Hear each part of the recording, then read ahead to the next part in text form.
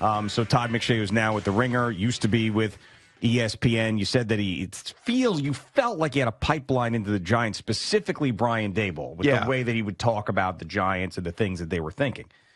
So, lo and behold, after you say this yesterday, here comes Todd McShay with another Giants bomb drop on a podcast. Okay. So he said yesterday he heard one potential scenario for the Giants where you take Abdul Carter at number 3.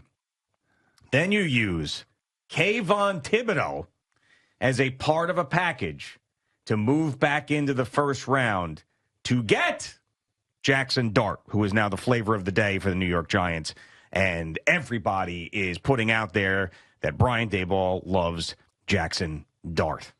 Thoughts, comments, Mr. Boomer aside. Yeah, I'm not surprised by any of it, but Jaxson Dart, who went to Zach Wilson's high school in Utah. So, I mean, you know how that went here with Zach. I mean, people are different for sure. Jaxson, the way he was talking about Eli Manning and his Ole Miss ties and wanting to be mentored by him, it kind of all sounds like that could happen.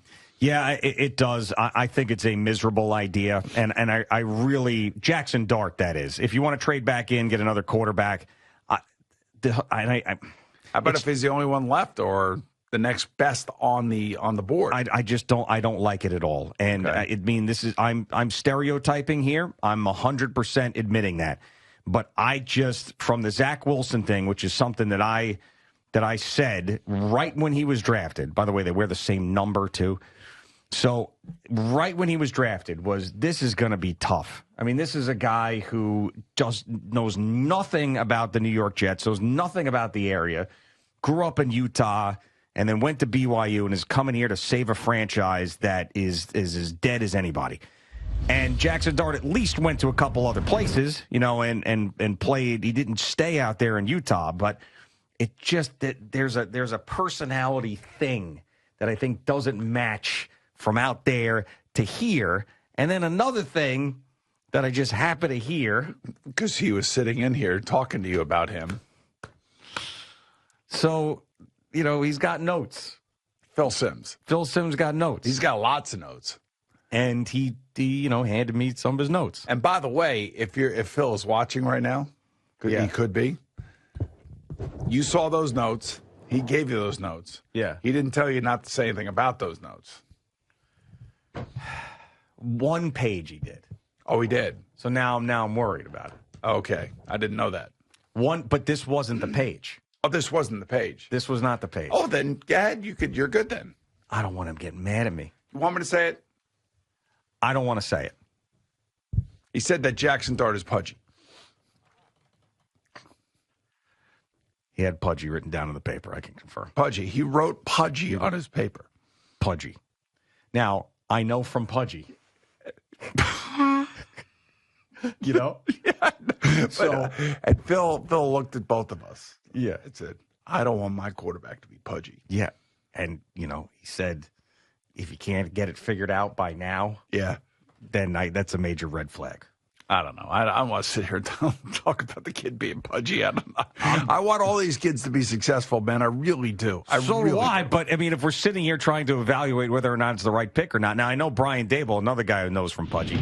But Brian Daboll loves the guy. He's obviously evaluated all of it, and he's a quarterback guru and all of that stuff. But, I mean, you got to factor in the Utah thing, and you got to factor in the pudgy. Okay, here's another thing you have to factor in. Who is his coach at Ole Miss? Lane Kiffin. Was Lane Kiffin at Alabama?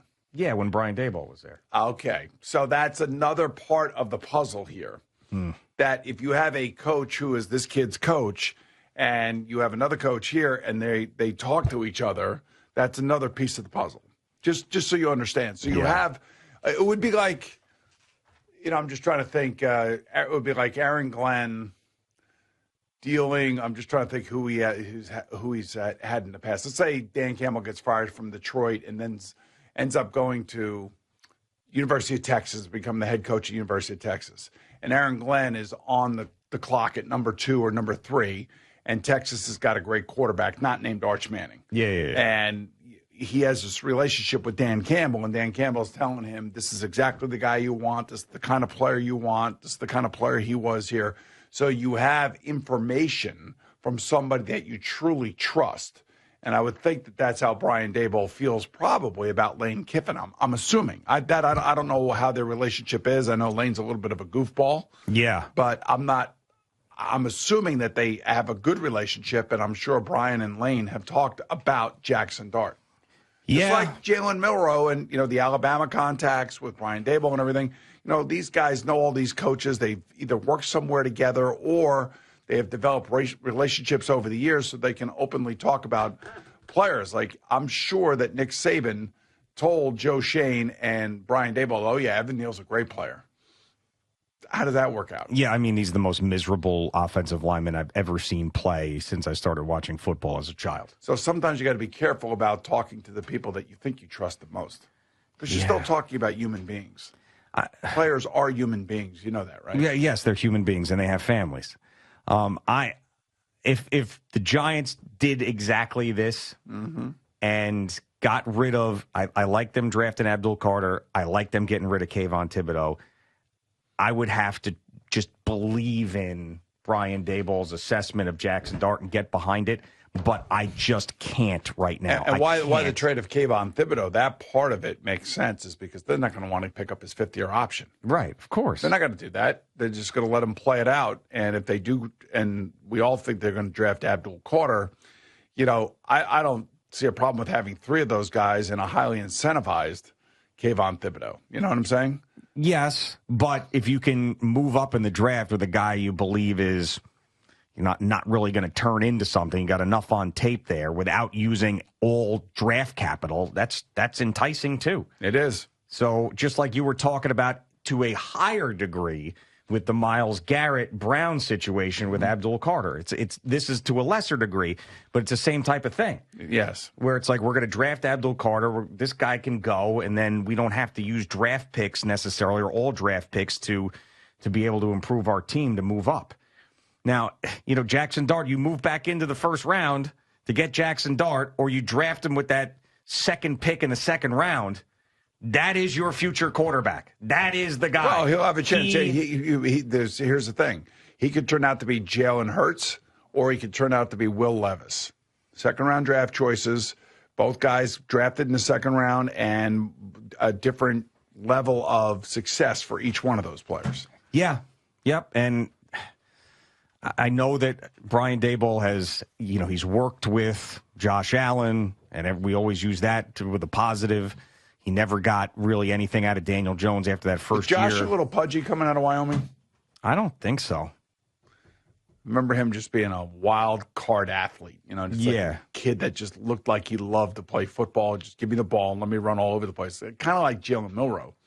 Yeah, he's like a racehorse that you got to get. Bucking bronco. Yeah, you got to get. That's how I described him back in the day. Right, a bucking bronco that we have to refine. You got to get the guardrails on him, just a little bit, not too much. No, you want him to play aggressive. You know what they say? What do they say, G? Better to say whoa than sick 'em. Huh? Better to say whoa than sick 'em. That's what they say out there in the streets. Somebody said that. Somebody said that.